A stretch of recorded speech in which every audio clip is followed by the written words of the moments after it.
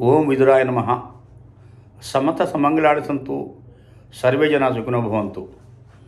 చాలా కాలం తర్వాత నేను మరొకసారి ఒక వీడియో తయారు చేయడానికి నేను ఉపక్రమిస్తున్నాను. అయితే ఇంతకాలం నేను ఎందుకు వీడియో చేయలేదు అని చెప్పానంటే, అన్ని ఊహాగానాలు, సరైన సమాధానం లేకపోవటం, తర్వాత పోతే ఎవరిష్టం వచ్చినట్టు వాళ్ళు దీన్ని ఇంటర్ప్రిటేషన్ చేయటం జరుగుతూ ఉంటే, సరే కొంత కాలక్రమంలో సరైన విషయాలన్నీ కూడా బయటకు వస్తాయనే ఉద్దేశంతో నేను ఆగి ఉన్నాను. అయితే ఏంటంటే, ఏ పక్క నుంచి చూసినా కానీ కాక ఈపీఎఫ్ఓ వారు ఈ పెన్షన్ని, ఈ హయ్యర్ పెన్షన్ని ఎలా ఎగ్గొట్టాలి అని బహు ప్రయత్నాలు చేస్తున్నట్టు ఉందే, కానీ దేన్ని కూడాను క్లారిటీగా తీసుకొని ముందుకు వెళదామన్న దృక్పథం మనకి ఎక్కడా కనిపించటం లేదు. అయితే ఏంటంటే, ఇప్పుడు ఈ మధ్యగా నాకు కొన్ని తెలిసిన కొత్తగా వచ్చిన ఇన్ఫర్మేషన్స్ ఏమిటాయా అని చెప్పారంటే, ఎవరో ఎక్కడో ఒక సెంట్రల్ పర్మనెంట్ కమిషనరు ఢిల్లీ వారికి ఒక ముఖ్యమైన క్వరీ రైజ్ చేసినట్టు, ఆ క్వరీని మన సెంట్రల్ ప్రావిడెంట్ ఫండ్ కమిషనర్ గారు దాన్ని పరిగణలో తీసుకొని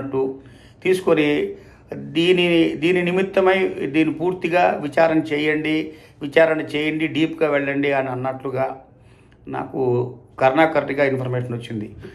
వాళ్ళు చేసిన క్వరీ ఏంటా అని చెప్పనంటే, ఏవైతే ఎగ్జామ్టెడ్ ఎస్టాబ్లిష్మెంట్స్ ఉంటాయో, అంటే ఇదర్ సెంట్రల్ గవర్నమెంట్ అండర్టేకింగ్స్ కానివ్వండి, పబ్లిక్ సెక్టార్ అండర్టేకింగ్స్ కానివ్వండి, స్టేట్ అండర్టేకింగ్స్ కానివ్వండి, అంటే ఇవన్నీ ఎగ్జాంపుల్ ఎస్టాబ్లిష్మెంట్స్ కదా, వారి యొక్క బైలాస్లో ఈ హయ్యర్ వేజెస్ మీద కంట్రిబ్యూషన్ చేసేందుకు వాడు బైలా చేసి ఉన్నారా లేదా,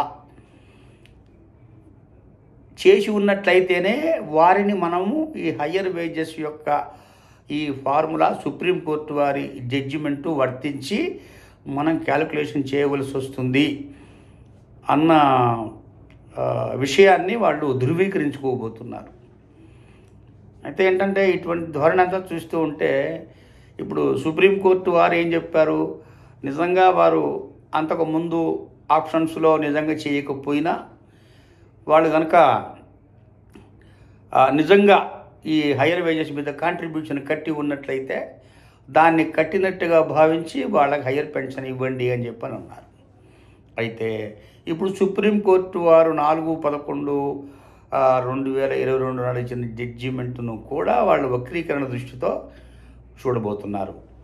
అయితే వారి వాదన ఏమిటని చెప్పి నాకు తెలిసింది ఏం చెప్పనంటే, అది సుప్రీంకోర్ట్ ఆఫ్ ఇండియా 4/11/2022 జడ్జిమెంట్ చేస్తున్నప్పుడు ఎవరైతే ఎలిజిబుల్ ఉంటారో అన్న మాట కూడా అంది కనుక, ఎలిజిబిలిటీ ఎప్పుడు వస్తుంది, వాళ్ళ బైలాస్లో రాసి ఉంటేనే వస్తుంది కనుక, కాబట్టి సుప్రీంకోర్ట్ ఆఫ్ ఇండియా ఇచ్చిన జడ్జిమెంట్ను కూడా వాళ్ళు దీనికి తగిలించి కొంత వివరణ తీసుకోబోతున్నారు. అయితే నాకు తెలిసింది ఏంటంటే చెప్పనంటే, ఒక దాదాపు 10-15 రీజనల్ ప్రావిడెంట్ ఫండ్ కమిషనర్స్ దగ్గర ఈ హయ్యర్ వేజెస్ మీద డిమాండ్ ఇవ్వటము, ఆ డిమాండ్ తగ్గట్టుగా వాళ్ళు డబ్బులు తీసుకోవటము, కానీ పెన్షన్ రిలీజ్ చేయకుండా ఆపి ఉన్నట్టు తెలుస్తోంది.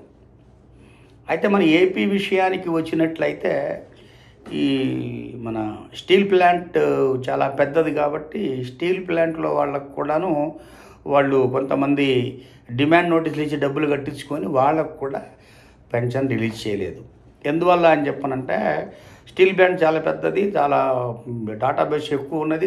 తర్వాత పోతే వీళ్ళు అడిగిన సమాధానాలకి కొర్రీస్కి సమాధానం చెప్పటము, తర్వాత పోతే ఈ రికార్డు సబ్మిట్ చేయటము, దాన్ని సాఫ్ట్ కాపీస్లో వాళ్ళు డౌన్లోడ్ చేసుకొని ఆ డిపార్ట్మెంట్కు తీసుకువెళ్ళటము, పునఃపరిశీలించటము, ఎలిజిబుల్ అయిన వారికి డిమాండ్ నోటీసులు ఇవ్వటము, డబ్బు కట్టించుకోవటము, పెన్షన్ మాత్రం డిసైడ్ చేయకుండా ఆపటం అనేది ఇప్పుడు జరిగి ఉన్నది.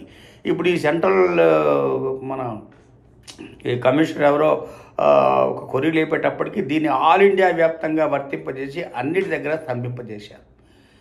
అయితే ఏది ఏమైనా సరే కాక ఇది పెన్షన్ విషయం కాబట్టి సుప్రీంకోర్టు వాడు ఎప్పుడో తీర్చినట్టు ఎప్పుడో ఒక కేసులో చాలా స్పష్టంగా చెప్పారు. ఏం చెప్పారని చెప్పనంటే, నిజంగా పెన్షన్ అనేది ఒక రిటైర్డ్ ఎంప్లాయీ యొక్క హక్కు కనుక అది నిజంగా ఏ కారణం చేతనైనా అతనికి ఒక 80-90% ఎలిజిబిలిటీ ఉంటే ఈ లాలో ఉన్న లొసుగుల్ని అడ్డం పెట్టుకొని అటువంటి సదరు పెన్షన్ని మీరు ఆపకండి అని ఎప్పుడో నిర్ణయించారు. ఆ నిర్ణయించిన కేసులు కూడా ఉన్నాయి. అయితే నాకేం తోస్తుందని చెప్పనంటే, ఇప్పుడు ఖచ్చితంగా ఇది మరొక వివాదానికి దారితీసే పరిస్థితులు ఈ డిపార్ట్మెంట్ తీసుకొస్తుందా అన్న అనుమానం లేకపోలేదు. తర్వాత పోతే పొలిటికల్గా కూడాను చాలా అనిశ్చితంగా ఉంది కాబట్టి పొలిటికల్ సినారియోలో కూడా కొంత అనిశ్చిత పరిస్థితి ఉంది కాబట్టి దాని యొక్క ప్రభావం కూడాను ఈ హయ్యర్ పెన్షన్ మీద పడే అవకాశం ఉంది. తర్వాత పోతే ఇప్పుడు మే 31 దాకా మళ్ళీ ఇంకొక ఛాన్స్ ఇచ్చి ఎవరెవరైతే నిజంగా రికార్డు సబ్మిట్ చేయలేకపోయినారో ఆ రికార్డు సబ్మిషన్ అయితేనే కానీ మనకి ఇది కాదు కాబట్టి దాని గురించి కూడా వెయిట్ చేస్తున్నట్టుగా ఇంకోటి తెలుస్తోంది. ఇంకోటి ఏంటంటే, నాకు తెలిసిన కొన్ని ఆర్గనైజేషన్స్లో మొత్తం అతని సర్వీస్ పీరియడ్ మొత్తం ఒక 20 సంవత్సరాలు ఉందనుకోండి. 20 సంవత్సరాలు ఉంటే అతను 2014 తర్వాత ఎలిజిబిలిటీ వచ్చి ఉన్నారనుకోండి. అయితే ఏదో 1-2 నెలలు మధ్యలో లేకపోయినా, లేకపోతే ఒక సంవత్సరం మధ్యలో లేకపోయినా, ఏ రికార్డు లేకపోయినా వారు రికార్డు పూర్తిగా సబ్మిట్ చేయలేదు కనుక ఎలిజిబిలిటీ లేదని నిర్ణయం చేసే అవకాశం కూడా లేకపోలేదు. అందుకని మన అన్నిట అంటే వీళ్ళ యొక్క ముందుకు వెళ్ళే స్వభావాన్ని మనం కనుక చూసినట్టయితే, ముందుకు వెళ్ళటం కంటే కూడాను ఏ విధంగా ఈ హయ్యర్ పెన్షన్కి మనము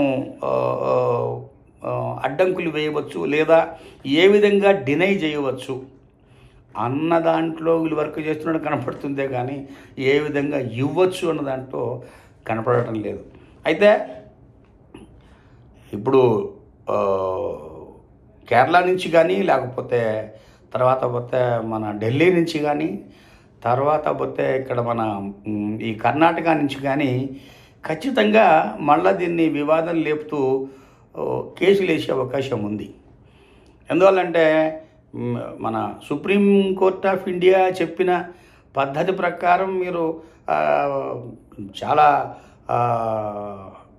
విపులంగా, తర్వాత పోతే దానికి ఇది బెనిఫిషియల్ లెజిస్లేషన్ కాబట్టి బెనిఫిట్ ఇచ్చే దిశలో మీరు ప్రయత్నము చెయ్యాలి. కానీ మరి ఈ విధంగా మీరు రకరకాల మీమాంసలు పెట్టి, రకరకాల అడ్డంకులు పెట్టి, డాటా లేదనో, లేకపోతే నీ బైలాసులో లేదనో, బైలాసులో లేకుండా మీరు యూనిలేటర్గా ఎందుకు కట్టుకున్నారనో, అసలు వీళ్ళకి ఒక విషయం అర్థం కావట్లా. ఇప్పుడు ఎగ్జామ్టెడ్ ఎస్టాబ్లిష్మెంటు అని అన్నప్పుడు వారి బైలాసు వారు ఎప్పుడైనా అమెండ్ చేసుకోవచ్చు. తర్వాత పోతే ఎగ్జామ్టెడ్ ఎస్టాబ్లిష్మెంట్ అయినప్పుడు నీ దగ్గరికి సరిగ్గా ఈ పెన్షన్ ఫండ్ వాళ్ళు రిటర్న్ చేసి సరిగ్గా రిటర్న్ వేస్తున్నారా లేదా అన్నదే నువ్వు చూడవలసి వస్తుంది. కానీ ఈ లోపలికి కూడా వెళ్ళి వాళ్ళ బైలాస్లో ఉందా లేదా, ఎగ్జామ్టెడ్ ఎస్టాబ్లిష్మెంట్ అన్నప్పుడు వాడికి కొంత ఫ్రీడమ్ ఇచ్చి ఉన్నారు, మీరు ఇచ్చి ఉండి తర్వాత పోతే కూడాను హయ్యర్ ఇంట్రెస్ట్ రేట్ కూడాను మీరు ఇచ్చుకోండి, ఇవ్వగలిగితే if the fund is properly getting maintained, getting invested, getting return అన్నప్పుడు మరి వారి యొక్క స్వతంత్రానికి భంగం కలిగించే విధంగా ఇది లేదు అన్నట్లుగా, అంటే కొన్ని సంవత్సరాల నుంచి హయ్యర్ వేజెస్ కట్టి ఉన్నారు అని చెప్పానంటే అది deemed to have been approved కదండి. Deemed to have been approved and రకరకాల స్టేజెస్లో ఈ పిఎఫ్ డిపార్ట్మెంట్ వారు కూడా అక్కడ ఇన్స్పెక్షన్ చేసి ఉన్నారు. చేసినప్పుడు అయ్యా మీకు లేనిది ఎందుకు హయ్యర్ కంట్రిబ్యూషన్ కట్టారని ఎవరికైనా నోటీస్ ఇచ్చి ఉన్నారా? మరి ఇప్పుడు మెలకు వచ్చి, ఇప్పుడు వ్యవహారం వచ్చి మీరు హయ్యర్ పెన్షన్కి కట్టుకునే వెసులుబాటు మీ బైలాసు ప్రొవైడ్ చేసిందా లేదా అని మాట్లాడటం అనేది ఒక కించిత్ విచారకరమైన విషయమే. కానీ ఏం చేస్తాం, బడుగు బలహీన వర్గాలకు చెందిన వారిలాగా అయిపోయినాం ఇప్పుడంతా. ఇప్పుడు గవర్నమెంట్లో కూడా ఈ బంధు కార్యక్రమం, ఆ బంధు కార్యక్రమం చేస్తూ ఉంటారు. దళిత బంధు అని, ఈ బంధు అని, రైతు బంధు అని చేస్తూ ఉంటారు. వాడు మానేస్తే ఏం చేస్తాడు రైతు? ఏం చేయలేడు. నీకు ఇవ్వాలని రూల్ ఉందా అని మాట్లాడితే కూడా ఏం చేయలేడు. అదేవిధంగా ఇప్పుడు నీకు ఇవ్వాలని రూల్ ఉందా అని వీళ్ళంటే మనం ఎక్కడికి పోతాం, ఎక్కడికి పోయి ఏం చేయలేము.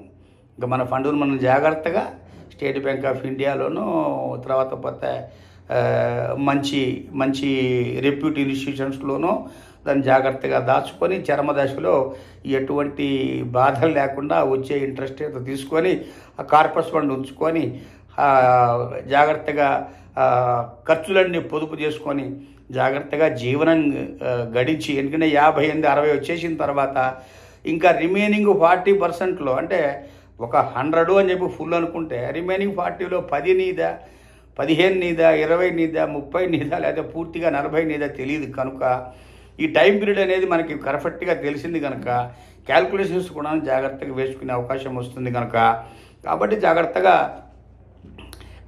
మన ఫండ్ని ఏ విధంగా మనము అంటే సెకండ్ బ్యాకప్ అనమాట, బ్యాకప్ యాక్టివిటీ అనేది మీరు ఇప్పటి నుంచే పెట్టుకోండి. ఆల్రెడీ వాళ్ళ మాటలు నమ్మి డబ్బు వాళ్ళ దగ్గర పెట్టున్న వాళ్ళు గాల్లో చూస్తున్నారు. ఇప్పుడు వాళ్ళకి ఇంట్రెస్ట్ లేదు. ఇక్కడ ఆ ఇంట్రెస్ట్ వస్తుందా లేదా తెలియదు, ఎప్పుడు ఇస్తాడో తెలియదు, ఏమి ఇస్తాడో తెలియదు. ఈ విధంగా ఉంది. సపోజ్ రిటర్న్ చేస్తున్నట్టయితే అసలు మన పెన్షన్ మామూలుగా ఓల్డ్ ఫార్మ్లో క్యాలిక్యులేట్ చేస్తాడా లేదా అన్న సంగతి కూడా తెలియదు. అంటే మీమాంసలు అన్నీ ఉన్నాయి ఇప్పుడు. అంటే ఈ స్టేజ్లో ఇలా నేను మాట్లాడడానికి చింతిస్తున్నాను, కానీ వాస్తవమైన పరిస్థితి అయితే ఇది.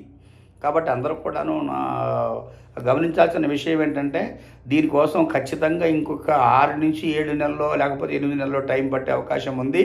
కానీ నిజంగానే కనుక మీ బైలాసులో లేకుండా వాలంటరీగానే ఆ ట్రస్ట్ కానీ ఏదన్నా కట్టి ఉన్నట్లయితే దీనికి ముప్పు వస్తుందా రాదా అనేది ప్రశ్నార్థకంగా మిగిలిపోతుంది. ఇప్పుడు ఇది ప్రశ్నార్థకమే, దాన్ని కన్ఫర్మ్ చేయలేను నేను. అయితే దీన్ని మొత్తం complete including central board of trustees, including all seniors of the provident fund organisation plus పొలిటికల్లో ఫైనాన్స్ మినిస్ట్రీ ఇవన్నీ కూడా ఆలోచిస్తున్నాయి అన్నట్టుగా మాత్రం నాకు ఒక వార్త ఉంది. అందువల్ల అది కాంక్రీట్గా ఎక్కడి నుంచి వచ్చింది ఏమిటి అనేది నేను స్పష్టంగా చెప్పాను. కర్ణాకర్ణిగా ఎవరితో డిస్కషన్ చేస్తూ ఉంటే ఈ విషయం తెలిసింది కనుక నేను మన సభ్యులందరి సౌలభ్యం కోసం ఈ విషయం చెప్తే బాగుంటుందని చెప్పేసి నేను చెప్పాను. తర్వాత పోతే ఇంకేమన్నా నాకు మంచి విషయాలు తెలిస్తే మరొకసారి మరొక వీడియో చేస్తాను. అందరికీ ధన్యవాదాలు. సమస్త సమ్మంగళాని సంతు, సర్వే జన సుఖినో భవంతు.